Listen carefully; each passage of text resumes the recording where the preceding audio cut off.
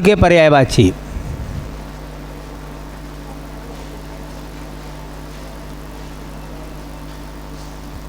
पृथ्वी शब्द के पर्यायवाची।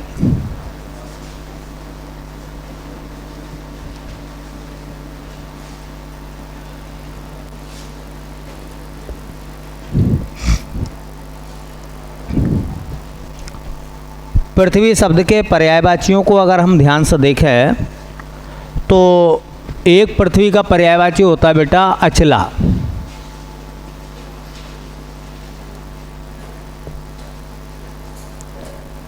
एक पृथ्वी का पर्यायवाची होता है अदिति।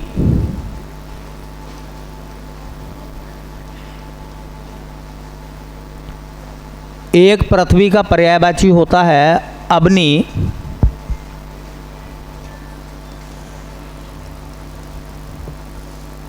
एक पृथ्वी का पर्यायवाची होता है वसुधा।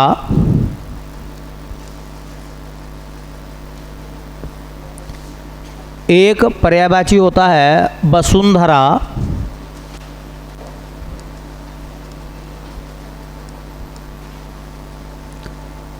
एक पर्यायवाची होता है मही।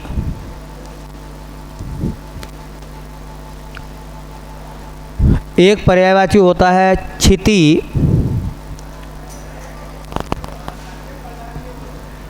एक पर्यायवाची होता है मेदिनी।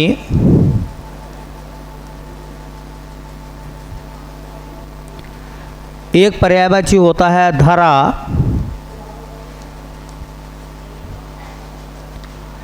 एक पर्यायवाची होता है धरती। एक पर्यायवाची होता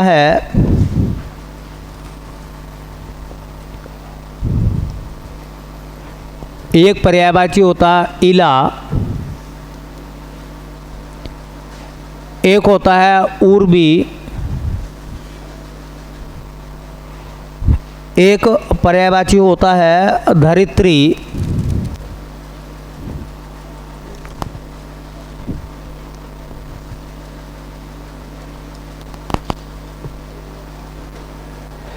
एक पर्यायवाची होता रत्नगर्भा।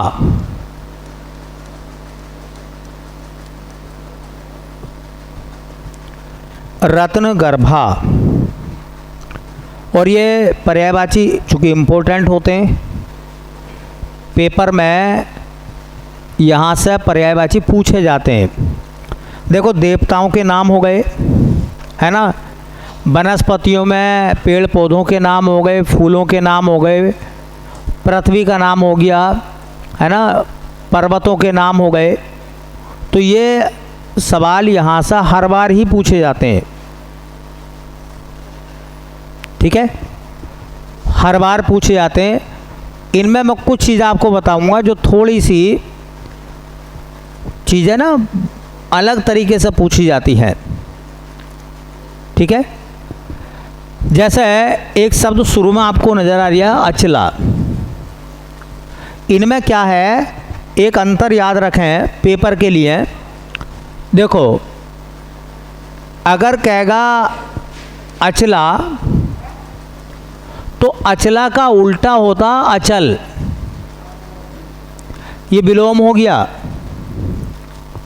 पूछेगा कि अचला का विलोम बताओ तो अचल। अचला कहते हैं पृथ्वी को, और अचल शब्द होता पर्वत। ध्यान रखना। और पूछेंगे कि अचला का विलोम बताओ तो अचल। अचल में आ लगा दोगे तो स्त्रीलिंग बन जाएगा।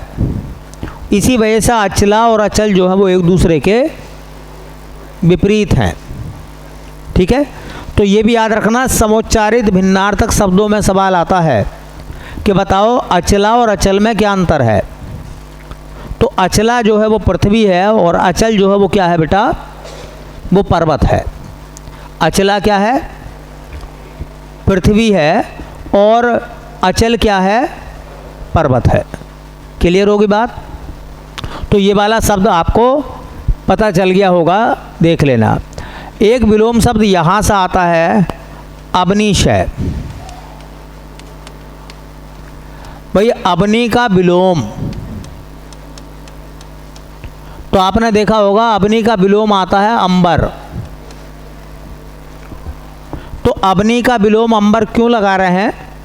क्योंकि अबनी का मतलब हो गया पृथ्वी और अंबर का मतलब हो जाएगा आकाश।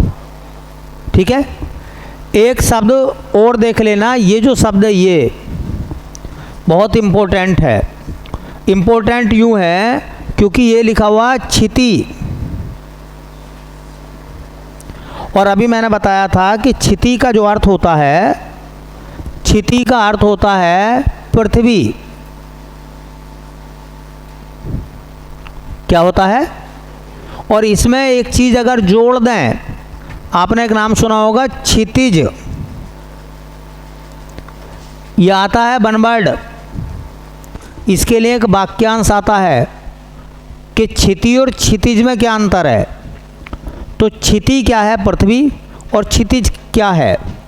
जहाँ पृथ्वी और आकाश मिलते हुए नजर आते हैं। बोलो। कहते हैं कि सूरज कहाँ से निकलता है?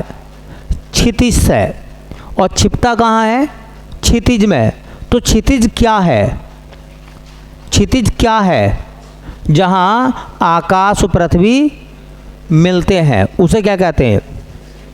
क्षितिज कहते हैं। तो क्षितिज के लिए क्या हो जाएगा? जहाँ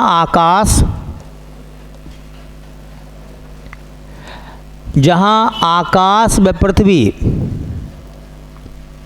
मिलते हैं,